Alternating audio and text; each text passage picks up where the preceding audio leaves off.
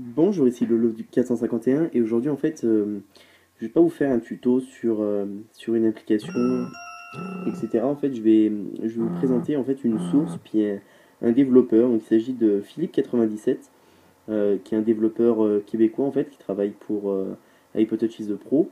Il a fait c'est le développeur de l'application ICIA pour ceux qui connaissent. Puis tout simplement Philippe 97 c'est un super développeur parce qu'il développe des applications qui sont vraiment géniales tout simplement. Et puis là, une source simplement, donc je vais vous la présenter pour vous la faire connaître et tout.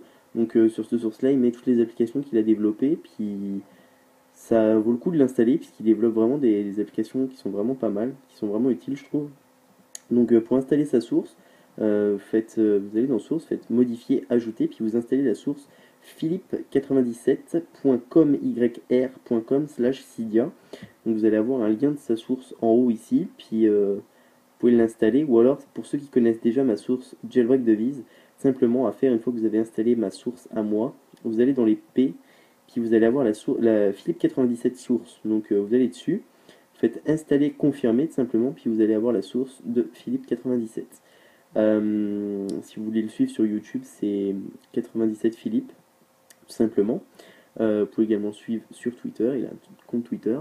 Euh, je vais vous présenter maintenant, enfin rapidement du moins, les applications qu'il a sur sa source, puis je vais vous expliquer à quoi elle sert. Donc AirCrack, ça c'est une application en fait qui va faire, c'est pour faker un petit peu en fait comme si vous craquiez un réseau Wi-Fi. Ça marche avec mobile terminal.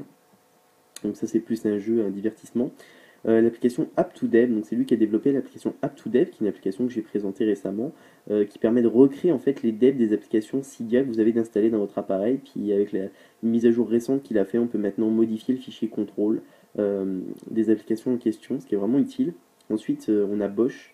Bon, c'est pas une application qu'il a développée, mais faut que ça se pourrait peut-être même que c'est lui qui l'a développé. Je suis pas sûr de ça, mais euh, c'est un émulateur en fait de PC pour iPhone, iPod Touch et iPad, mais je pense qu'il a dû effectuer des modifications sur l'application ou rendre les. Parce qu'une fois que vous avez téléchargé Bosch, vous pouvez télécharger le Windows 95, le Windows 3.1, puis le Windows 2.1.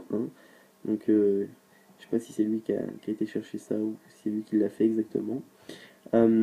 Ensuite, qu'est-ce qu'on a d'autre? Il a développé l'application Capability, qui est une application pardon, qui permet d'activer puis de désactiver des fonctions de votre appareil. Donc j'ai également fait une vidéo de présentation.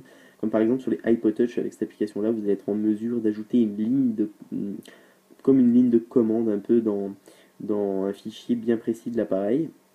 Qui va permettre d'unifier, admettons, l'iPod en bas. Donc sur l'iPod Touch, vous savez que vous avez la musique puis les vidéos d'un côté. Avec cette application-là, vous allez pouvoir réunifier le tout. Vous pouvez activer ou désactiver le multitasking, etc. Fait que vous pouvez faire plein de choses. Config HTC HD, ça c'est une application qu'il a développée récemment également, et puis qui permet en fait de configurer n'importe quel thème avec le widget du HTC, de simplement configurer la ville, euh, si vous voulez le mettre en degrés, en Fahrenheit, etc. Donc la ville, notamment le thème Ensign Color. Ensuite, correction de dépendance, ça c'est pas intéressant, c'est un paquet qu'il a fait pour régler les problèmes, si les gens ils en avaient avec sa source. Ensuite, Face Color HD Calendar Icon Fix, ça c'est une application pour corriger l'icône du calendrier sur le thème de Face Color HD qui avait un bug qui a été développé par la maman de l'iPhone, mais lui il a fait un fixe pour le calendrier.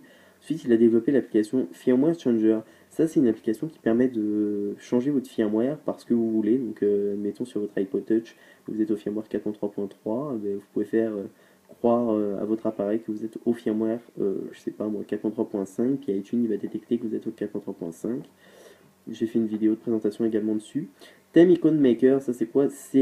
Non, Icon Maker, pardon, c'est une application en fait qui vous permet de créer des icônes tout simplement, puis leur d'effet un effet overlay, etc., un effet masque, puis un effet shadow, donc des ombres, des masques, etc. Vous pouvez créer des icônes avec son application.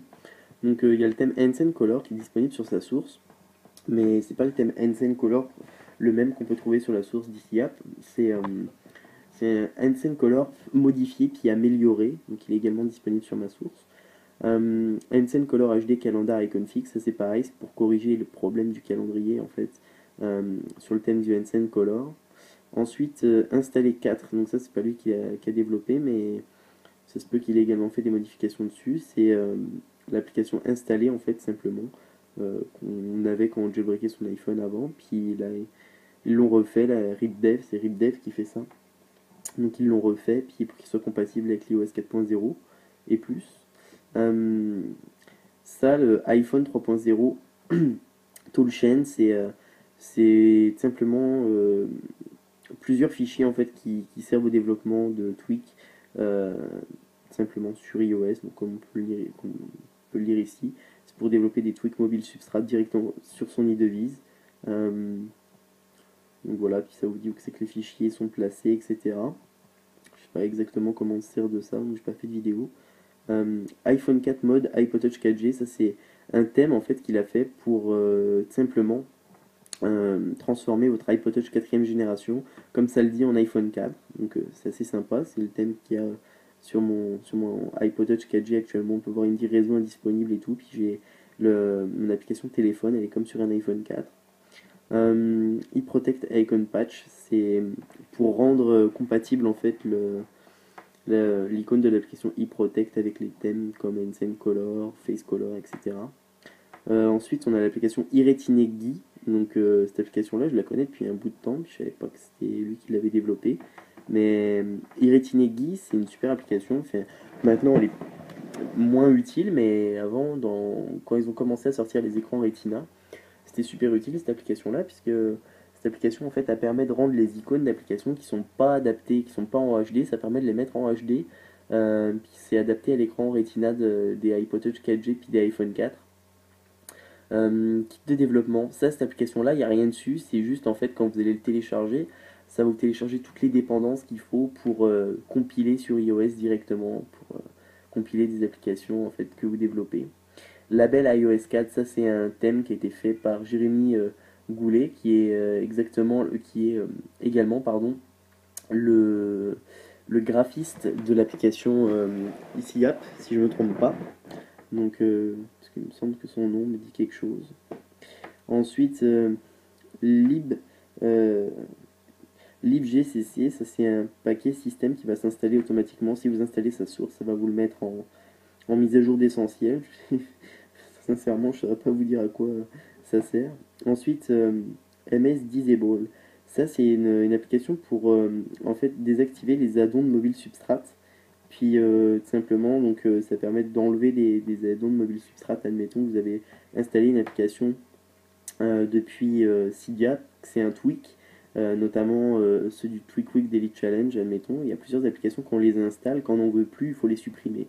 Avec cette application-là, vous allez pouvoir les désactiver. Je pense que c'est ça que ça fait l'application. Il faudrait tout simplement que je fasse une vidéo de présentation sur cette application-là en particulier, puisque c'est vrai qu'elle peut s'avérer utile.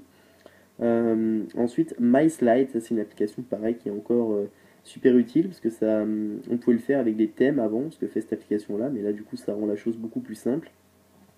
C'est une application en fait qui va vous permettre de changer le texte que vous avez ici par défaut, c'est déverrouiller ou unlock en anglais. Puis là vous allez pouvoir changer ce mot-là par ce que vous voulez. Donc, vous allez pouvoir mettre ce que vous voulez à la place, simplement avec l'application MySlide.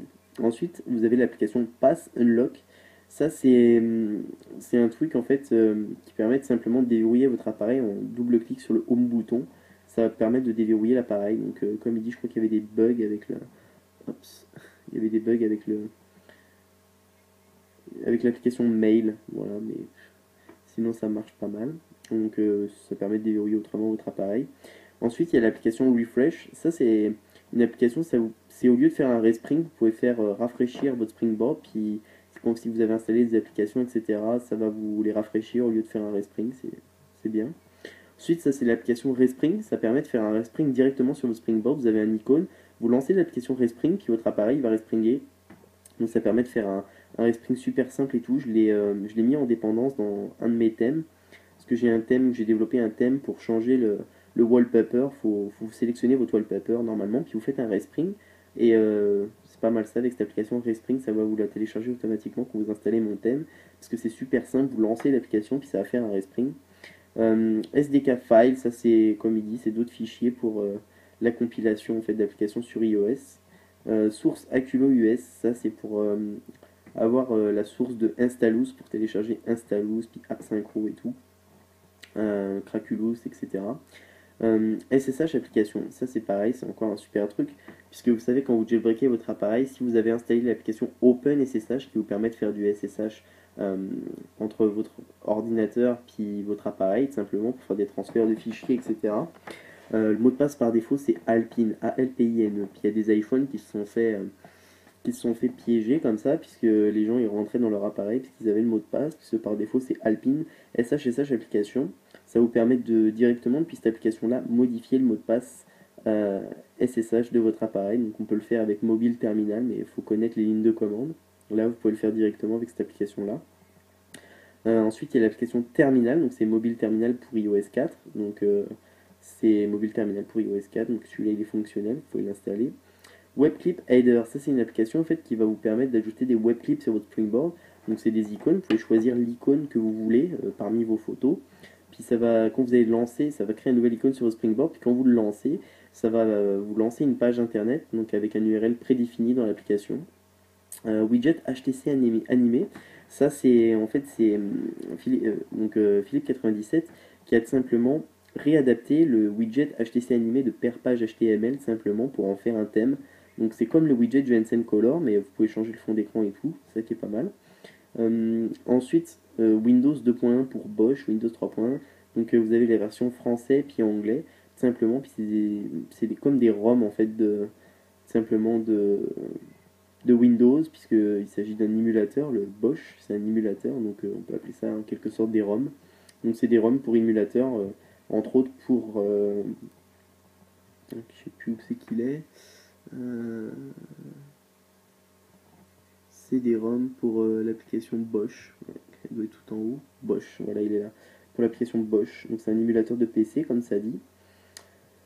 Donc bah voilà, c'est pas mal ça pour toutes les applications en fait qu'il y a sur la source de Philippe 97. Je vous invite à le suivre simplement un petit peu de plus près, puisque cette personne-là fait vraiment des bonnes applications et tout. Puis moi personnellement, quand j'ai connu sa source, je l'ai installé, puis depuis j'ai vu des bonnes applications arriver sur sa source, donc je l'ai gardé dans mes sources, puis je l'installe à chaque fois.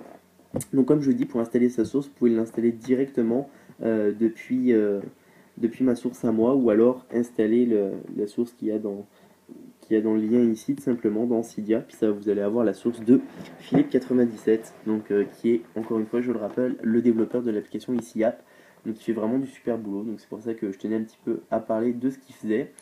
Donc c'était pas mal ça pour Philippe 97. Je vous remercie de m'avoir suivi. N'oubliez pas de cliquer sur s'abonner en haut, ce qui vous permettra de recevoir toutes les prochaines vidéos que je vais faire pour les iPhone, iPod Touch et iPad. Visitez également mon site internet jailbreakdevice.com.